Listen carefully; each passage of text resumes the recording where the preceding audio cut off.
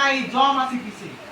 জম যন্ত্রণা ভোগ করতে হবে কিন্তু সবার জম যন্ত্রণা ভোগ করতে হবে, কিন্তু শুধুমাত্র কারা জম যন্ত্রণা ভোগ করতে পারবে না? শাস্ত্রে বললেন যারা মুক্তিদাতা মুকুন্দের চরণাশ্রয়ে আসে তারা জম যন্ত্রণা থেকে মুক্তি লাভ করতে পারে। মুকুন্দের চরণাশ্রয় করতে হবে ভগবানের। আমাদের জন্ম বারবার হয়েছে, বারবার মৃত্যুবরণ করব। আমাদের জন্ম বারবার হয়েছে, আমরা বহু জন্মের পরে এই মনুষ্য জন্ম পেয়েছি। বহু জন্মের পরে হরি প্রতিবার তরে পৃথিবীতে আসে যে মনুষ্য আকার ধরে, যেই হতভাগা লোক নাই লয় সে সুযোগ, নিত্য দুঃখ কষ্টে মরে বহু কল্পান্তরে। যে বহু জন্মের পরে আমরা হরি ভজন করার জন্য এই মনুষ্য দেহ পেয়েছি, কিন্তু মনুষ্য দেহকে আমরা যদি কাজে না লাগাই তাহলে কি হবে?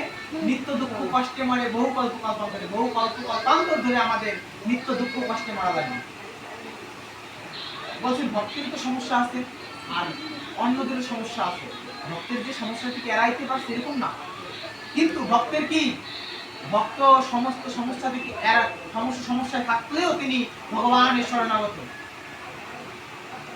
এই বহু জন্ম, যেমন আমাদের বহু লক্ষ লক্ষ জন্ম হয়েছে আমাদের, আমরা বহু জন্মের পরে এই যে মনুষ্য দেহ পেয়েছি, আমরা যদি মনুষ্য দেহকে কাজে না খাটাই আমাদের কি হবে?